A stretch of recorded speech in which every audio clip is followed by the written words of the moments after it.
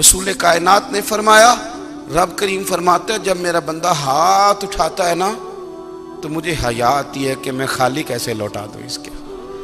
اتنے بڑے بادشاہ کی بارگاہ میں کبھی 10 منٹ عادت ہو جائے نا دعا مانگنے کی علیحدہ سے رات کو، حضور نے فرمایا جو فرض نماز کے بعد دعا مانگے اللہ اس کی قبول کر لیتا ہے۔ نبی پاک صلی اللہ تعالی علیہ وسلم نے فرمایا اللہ مسافر کی دعا قبول فرماتا ہے۔ حضور نے فرمایا اللہ مظلوم کی دعا قبول فرماتا ہے۔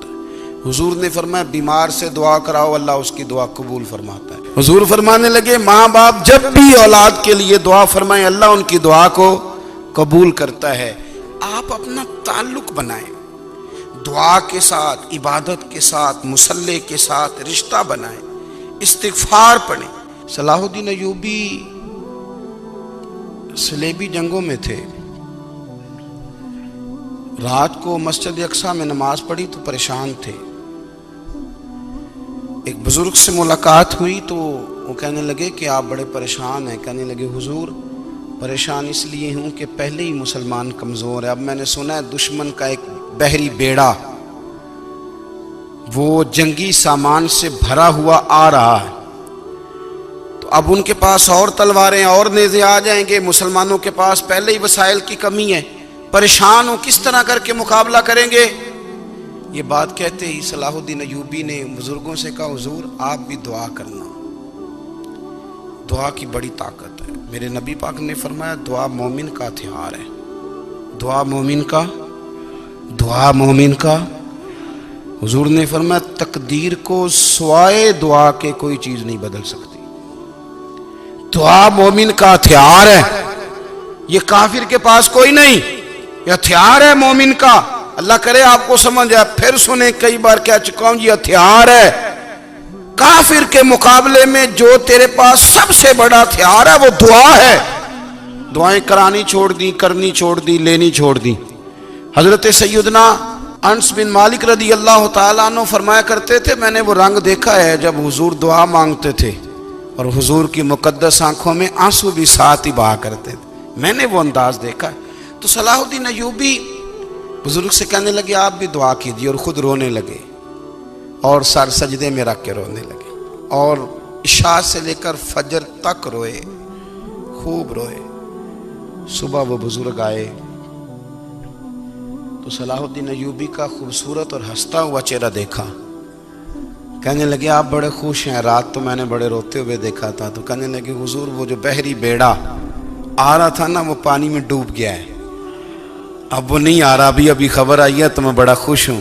بزرگ کہنے لگے اوٹ سینے سے لگ اور سن ایک بات، وہ بحری بیڑا پانی میں نہیں ڈوبا، وہ تیرے آنسوؤں میں ڈوب گیا ہے۔ وہ جو تو رات رویا ہے نا رب کریم کی بارگاہ میں تو وہ ڈوب گیا ہے۔ بھائی اپنا مصلی کا، عبادت کا، وظائف کا، اللہ کا سلسلہ اس کو مضبوط کریں، اپنی دعاؤں کے تعلق کو مضبوط کریں۔ دعائیں بڑے انقلاب برپا کر دیتی ہیں۔ ایک بزرگ فرماتے ہیں میں نے دعا مانگنے کا طریقہ اپنی بیوی سے سیکھا، دعا مانگنے کا طریقہ اپنی، سیکھنے والے تو اپنے بچوں سے بھی سیکھ لیتے ہیں، سیکھنے والے تو ہر ایک سے سیکھتے ہیں۔ وہ کہتے ہیں میں نے دعا مانگنے کا سلیقہ اپنی بیوی سے سیکھا ہے۔ حضرت وہ کس طرح؟ فرمانے لگے میری بیوی نے نا مجھے کوئی کام بتایا، کچھ پیسوں کی ضرورت کے لیے کہا، تو میں نے اسے کہا کہ بھئی ابھی میرے پاس نہیں ہے، کچھ دنوں میں آتے ہیں تو میں دے دوں گا۔ عورتوں کی عادت ہوتی ہے وہ بار بار یاد کراتی ہیں، 2-4 دنوں کے بعد پھر اس نے کہا حضرت وہ میں نے کہا تھا کچھ پیسے، میں نے اسے کہا کہ ابھی میرے پاس نہیں ہے، کچھ دنوں میں ملتے ہیں تو میں تمہیں دے دوں گا۔ اس نے کچھ دنوں کے بعد پھر کہا حضور وہ میں نے کچھ پیسے کہے تھے۔ فرماتے میں نے ڈانٹ دیا، میں نے کہا کہ کیا تو روز مجھے شرمندہ کرتی ہے، کہا نا میرے پاس نہیں ہے، ہوں گے تو دے دوں گا، تو روز یاد کراتی ہے۔ فرماتے ہیں اس نے پہلے تو میری ڈانٹ کو سہا، پھر میرے سخت جملوں نے اس کی آنکھوں میں آنسو پیدا کر دیے، پھر اس نے اپنے آنچل میں اپنے اس دکھ کو سمیٹا، اور پھر اس نے ایک جملہ کہا تو میں رو پڑا، اور مجھے اپنے رب سے مانگنے کا طریقہ آ گیا۔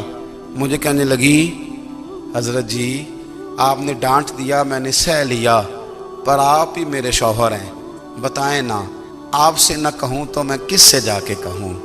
فرماتے ہیں میں رو پڑا اور میں کھل کے رویا اور میں تڑپ کے رویا اور پھر میری سسکیاں بند گئیں۔ تو مجھے کہنے لگی آپ کو کیا ہوا؟ میں نے کہا مجھے بھی دعا مانگنی آ گئی ہے۔ جب میں اسے کہوں گا نا اللہ تو ہی میرا رب ہے، میں تجھ سے نہ کہوں تو میں کس سے جا کے کہوں؟ میں کیوں کسی بندے سے سوال کروں؟ میں کیوں کسی دنیا دار سے کہوں؟ میں تیرے بندوں کا، نیک بندوں کا وسیلہ لے کے، تیرے محبوب کی غلامی لے کے تیری بارگاہ میں آیا، تجھ سے نہ مانگوں تو کس سے مانگوں؟ سمجھ آ گئی ہے؟ جب میں اس رنگ میں مانگوں گا تو پھر رب میرے اوپر بڑا ہی فضل فرمائے گا، وہ میرے اوپر بڑی رحمت کرے گا، وہ میرے لیے آسانیاں کرے۔ عزیز دوستو، ہم اس طرح کرنے لگ گئے ہیں کہ ہم نے نا اپنے تعلقات پر اعتماد کرنا شروع کر دیا ہے۔ میرے تعلقات بہت ہیں۔ ہم نے اپنی دولت پر اعتماد کرنا شروع کر دیا ہے، میرے پاس دولت بہت ہے۔ ہم نے اپنے علم پر، اپنی شہرت پر اعتماد کرنا شروع کر دیا ہے کہ میرے پاس فلاں چیز بہت ہے۔ یاد رکھنا، جب بے نیاز اپنی صفت بے نیازی دکھاتا ہے تو بڑی بڑی دولتوں والے مجبور نظر آتے ہیں۔ بھائیو، جب انسان کا رشتہ اپنے مالک کے ساتھ ہوتا ہے پھر تو غم بھی کچھ نہیں کہتے، پریشانیاں بھی کچھ نہیں کہتی، پھر تو زندگی صبر والی، پھر تو زندگی توکل والی، پھر تو زندگی بھروسے والی۔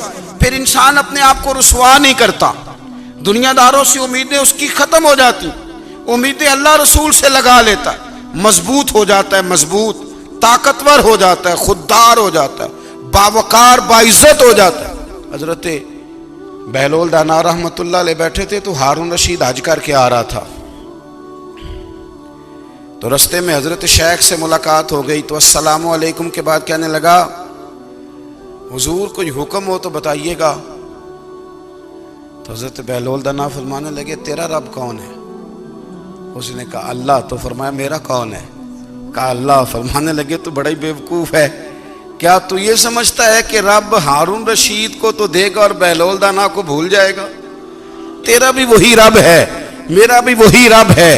اس نے اگر تجھے دے کے آزمایا ہے تو ہو سکتا ہے مجھے نہ دے کے آزما رہا ہو۔ جب اس کی حکمت کے تقاضے ہوں گے تو عطا کرے گا اور دے گا، تو جا اپنا کام کر۔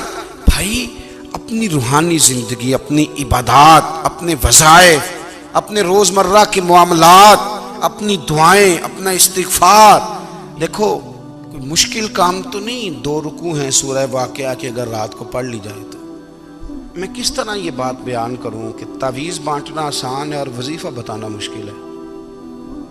سارا دن تعویذ بانٹیں تو لوگ لینے کو تیار ہیں، اور اگر آپ وظیفہ بتائیں تو کہتے ہیں تو مشکل کام ہے۔ او خدا کے بندے، اگر آپ کا تعلق قرآن پاک کے ساتھ مضبوط ہو، قرآن پاک کے ساتھ اگر آپ کا رشتہ ہو، لوگ سفارشیں ڈھونڈتے ہیں نا دنیا میں، کوئی تعلق مل جائے تو میرا کام ہو جائے۔ دنیا میں اتنا مشکل معاملہ ہے، آخرت میں مجھے بتائیے گا کتنا مشکل معاملہ ہوگا۔ میرے نبی پاک صلی اللہ تعالی علیہ وسلم نے فرمایا جو لوگ سورہ ملک پڑھا کرتے تھے نا، سورہ ملک، یہ سورت ملک قیامت میں ان کی سفارش کرے گی، اور اس طرح کرے گی کہ کہے گی اے اللہ یا اس بندے کو جنت میں داخل کر دے یا مجھے قرآن پاک سے علیحدہ کر دے۔ تو رب فرمائے گا جا اس کا دامن تھام کے اسے جنت تک پہنچایا۔ آپ بات کو سمجھیں، جب آپ کے تعلقات اپنے معاملات کے ساتھ مضبوط ہوں گے، یہ نبی کریم نے وعدہ کیا ہے کہ تو سورت واقعہ پڑھ تیرے گھر میں فاقہ نہیں آئے گا۔ حضرت عبداللہ ابن مسعود رضی اللہ تعالیٰ عنہ بیمار تھے تو حضرت عثمان غنی رضی اللہ تعالیٰ عنہ تیمارداری کے لیے تشریف لے گئے اور جا کر کے کہا کہ آپ بڑے بیمار ہیں، آپ کی بیٹیاں زیادہ ہیں، میں چاہتا ہوں کہ خزانے میں سے کچھ مدد کروں۔ تو سیدنا عبداللہ ابن مسعود رضی اللہ تعالیٰ عنہ اٹھ کے بیٹھ گئے اور کہنے لگے امیر المومنین، اللہ آپ کو میری طرف سے، میری بیٹیوں کی طرف سے بہتر صلہ دے، میری بیٹیوں کو کسی خزانے کی ضرورت نہیں، میں نے انہیں خزانہ دے دیا ہے۔ کہا جناب آپ نے کون سا خزانہ دیا ہے، میں آپ کے مالی معاملات کو جانتا ہوں۔ تو فرمانے لگے امیر المومنین، میرے نبی کریم نے فرمایا ہے جو سورت واقعہ پڑھے اسے کبھی فاقہ نہیں آتا، میں نے بیٹیوں کو یاد کرا دی ہے، یہ خزانہ میں نے انہیں دے دیا ہے۔ وہ سارے والدین سنیں جو بیٹیوں کے لیے پریشان رہتے ہیں۔ حضرت عبداللہ ابن مسعود نصیحت کر رہے ہیں، فرمانے لگے میں نے سورت واقعہ یاد بھی کرا دی ہے، پڑھنے کی عادت بھی ڈال دی ہے۔ حضور نے فرمایا ہے جو سورت واقعہ پڑھے اسے فاقہ نہیں آتا. کہنے لگے چاند تو اپنی جگہ چھوڑ سکتا ہے، سورج گر سکتا ہے، تارے ٹوٹ سکتے ہیں، پر مدینے والے رسول کی بات غلط نہیں ہو سکتی. حضور نے فرمایا فاقہ نہیں آئے گا تو انشاءاللہ کبھی بھی نہیں آئے گا. ہمارے ہاں تسبیحات پڑھ لی جاتی ہیں اگر کبھی موقع ملے، لیکن وہ خاص انہماک، وہ خاص شوق، وہ خاص ذوق اللہ تبارک و تعالیٰ کی عبادت کا. ایک ہوتا ہے نماز پڑھنا، ایک ہوتا ہے اہتمام کے ساتھ نماز پڑھنا، یعنی ذرا وقت پہ اٹھنا، ذرا صحیح کر کے وضو کرنا، ذرا شوق سے مصلی بچھانا. ایک ہوتا ہے تسبیح پڑھ لینا، اور ایک ہوتا ہے ذرا تھوڑا سا نا شوق کے ساتھ اللہ کو یاد کرنا. آپ کبھی جو میں نے آیہ کریمہ پڑھی اس کی آپ شان نزول دیکھیں. نبی کریم صلی اللہ تعالیٰ علیہ وسلم کے نا کچھ صحابہ اللہ کی محبت کے شوق میں حضور کی بارگاہ میں حاضر ہوئے، اور انہوں نے آ کے عرض پتہ کیا کیا؟ عرض کرنے لگے یا رسول اللہ صلی اللہ تعالیٰ علیہ وسلم سالوں بیت گئے ہیں سجدے کرتے ہوئے، حضور سالوں بیت گئے ہیں تسبیح پڑھتے ہوئے، سالوں بیت گئے کہتے ہوئے کہ سبحان اللہ وہ پاک ہے، ہمیں سالوں بیت گئے یہ کہتے ہوئے کہ اللہ اکبر وہی سب سے بڑا ہے، سالوں بیت گئے کہتے ہوئے کہ الحمدللہ ساری تعریفیں اللہ کے لیے، سالوں بیت گئے اس کی تسبیح کرتے، تحلیل کرتے، تکبیر کہتے. حضور اب نہ ہمارا اپنے رب سے ملنے کو جی چاہتا ہے، کبھی اے حقیقت منتظر نظر آنا لباس مجاز میں، لاکھوں سجدے تڑپ رہے ہیں میری جبین نیاز میں. اور اقبال کہنے لگے کہ تیرے عشق کی انتہا چاہتا ہوں، تو میری سادگی دیکھ کیا چاہتا ہوں، میرا ذرا سا تو دل ہے مگر شوق اتنا، میں وہی لن ترانی سنا چاہتا ہوں. میرا بھی دل کرتا ہے کہ اللہ میں تجھے کہوں میں تجھے دیکھنا چاہتا ہوں، جس طرح حضرت موسیٰ کلیم علیہ السلام نے کہا تھا.